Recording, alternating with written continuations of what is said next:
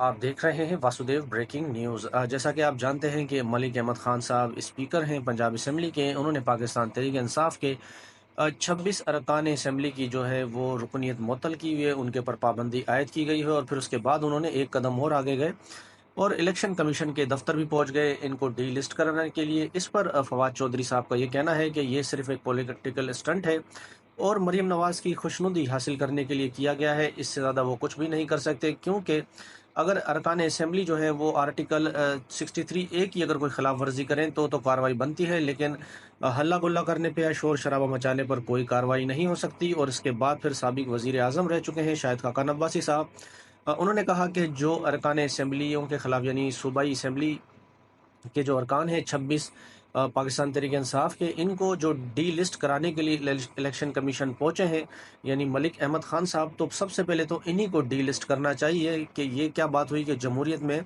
अब कोई असम्बली में एहतजाज भी नहीं कर सकता, ऐसा कहना है शाहिद खाकान अब्बासी साहब का। बाकी मुनीफ फारूक साहब कहते हैं कि लोग ये समझते हैं कि मुस्लिम लीग नून की जानिब से मलिक अहमद खान साहब पर दबाव है कि इनके खिलाफ कार्रवाई की जाए, यानी जिन्होंने बदतमीज़ी की असम्बली में तहरीक इंसाफ के MP ने। तो ऐसा नहीं है, दबाव उनके ऊपर कहीं और से है, ऐसा कहना है मुनीफ फारूक साहब का। जबकि वज़ीर कानून आज़म नज़ीर ताड़ साहब कहते हैं कि स्पीकर के पास लामहदूद इख्तियारात होते हैं, लेकिन वो अपने इख्तियारात को सही इस्तेमाल करेंगे।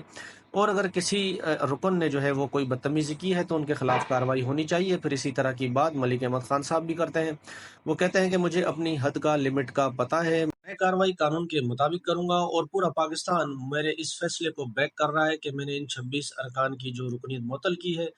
सब ये कह रहे हैं कि आपने ये काम ठीक किया है। फिर उसके बाद एक बड़ी अहम खबर है, आसिफ बशीर चौधरी साहब है, साफ़ी हैं, उन्होंने खबर दी है कि हुकूमत ने बंदोबस्त कर लिया है कि उन 6 जजिस का इस्लामाबाद हाई कोर्ट के, जिन्होंने एक ख़त लिखा था और बताया था कि अदालत में एजेंसीज़ की मुदाखलत है, तो इनको सबक सिखाने के लिए फ़ैसला ये किया गया है कि अब रेफरेंस आएंगे और फिर उनके ज़रिए इन जजिस को जो है वो घर भेजा जाएगा और ये है इनका हल है और हशर किया जाएगा हुकूमत की जानिब से। फिर इन जजिस साहिबान की जानिब से भी वो बताते हैं कि इन्होंने भी फैसला किया है कि वो डरेंगे नहीं, दबाव में नहीं आएंगे और ना ही वो इस्तीफ़ा देंगे और वो फिर लड़ेंगे। अब देखते हैं जब ये रेफरेंस आएंगे तो फिर याया अफरीदी साहब या दीगर लोग जो हैं वो इस पर क्या रिएक्ट करेंगे।